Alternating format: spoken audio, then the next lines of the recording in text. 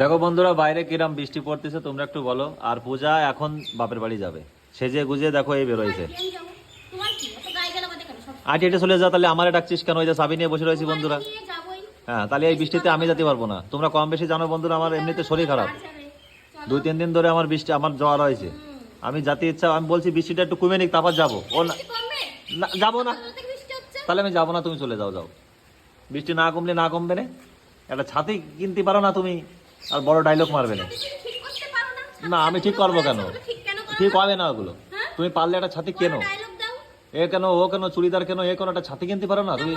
এখন বর্ষা বৃষ্টির সময় একটা ছাতি নেই বাড়ি, তোমাদের কি বলবো? এখন কিনবে না? এখন ভাই আমার ইনকাম নেই, সকালে তো 1 টাকা ইনকাম করিনি আমি, এখন 200-250 টাকা দিয়ে খরচা করে আমি তোমার ছাতি কিনে দেবো? কোনোদিন না। যেদিন যা ইনকাম হবে সেই টাকাই বাংতি হবে তোমার।